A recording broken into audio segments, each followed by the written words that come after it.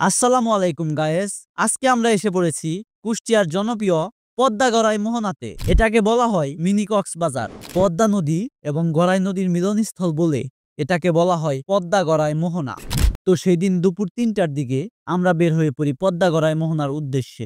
আমরা যেখানে থাকি তার সামনে থেকে প্রথমে সরাসরি অটো নিয়ে যাওয়ার চেষ্টা করি, কিন্তু সেখান থেকে সরাসরি আমরা কোনো অটো পাই না। দু একটা অটো পাই, তাও রিজার্ভ যেতে বলে, যার ভাড়া অনেক বেশি। যার জন্য আমাদের এই রোদের মধ্যে হাঁটতে হাঁটতে চলে যেতে হলো কুষ্টিয়ার থানা মোড়ে। কারণ কিছু অটোওয়ালা বলেছিল থানা মোড় থেকে নাকি অটো পাওয়া যায়। তো এভাবে হাঁটতে হাঁটতে আমরা চলে আসি কুষ্টিয়ার থানা মোড়। আমরা একটি অটো পাই, তো সেখান থেকে অটো নিয়ে আমরা প্রথমে চলে আসি হরিপুর ব্রিজে। কুষ্টিয়ার এই হরিপুর ব্রিজটা গড়াই নদীর উপরে। আসলে কুষ্টিয়া শহর গেছে দক্ষিণে অবস্থান করছে এই গড়াই নদী। এই ব্রিজ থেকে নদীর ভিউ খুব ভালোভাবে পাওয়া যাচ্ছে। বিকেল বেলা ঘোরার জন্য এই জায়গাটা পারফেক্ট। আমাদেরও ইচ্ছে করছিল এখানে বসে কিছুক্ষণ সময় কাটাই, কিন্তু আমাদের হাতে সময় কম, যার কারণে আমরা আর নামলাম না। এরপরে আমরা চলে আসি পদ্মা গড়াই মোহনার খুবই কাছাকাছি। এখান থেকেই শুরু হয় পদ্মা গড়াই মোহনার সৌন্দর্য। সাদা মেঘে ভরা নীল আকাশ, তার নিচে এক পাশে গড়াই নদী, আরেক পাশে সুন্দর একটি রাস্তা। সব মিলিয়ে সুন্দর একটা পরিবেশের তৈরি হয়েছে, যা ছিল দেখার মতো। এত সুন্দর একটা ওয়েদারে এই সুন্দর রাস্তায় প্রিয়জনকে পাশে নিয়ে হাঁটতে বেশ ভালোই লাগবে। প্রকৃতি তার বিশেষ রূপ নিয়ে ব্যস্ত, আর আমি প্রকৃতির এই অসাধারণ রূপ দেখে মুগ্ধ। তাই সময় পেলেই প্রকৃতিতে ঘুরে আসুন, এটি আপনার মনকে মানসিক শান্তি দিবে। আর সেটা যদি হয় নদীর পাশের কোনো প্রকৃতি বা কোনো রাস্তা, তাহলে তো আর কথাই নেই, একদম অসাধারণ একটা সময় কাটবে। এরপর আমাদের অটো থেকে নামিয়ে দেওয়া হয়, আর হাতের ডান পাশেই দেখতে পাই সেই ভাইরাল হওয়া ক্যাফে। পদ্মা গড়াই মোহনার জন্য এই ক্যাফেটি ব্যাপকভাবে ভাইরাল হয়েছিল ইউটিউবে এবং ফেসবুকে। এরপরে ডান পাশে দেখতে পাই নদীর পাশে সুন্দর একটি প্রাকৃতিক জায়গা, যেগুলোকে বলা হয় সুনক্ষেত। এরপরে আমরা রওনা দিয়ে দিলাম পদ্মা এবং গড়াই নদীর মিলিত স্থানে যাওয়ার জন্য। ওই সামনে দূরে দেখা যাচ্ছে ওই জায়গাটা। হাঁটতে হাঁটতে আমরা এসে পড়েছি গড়াই নদীর একদম পাশে। আমরা এখান থেকে আরো সামনে যাব, যেখানে আছে কক্সবাজার বিচের মতো ভিউ।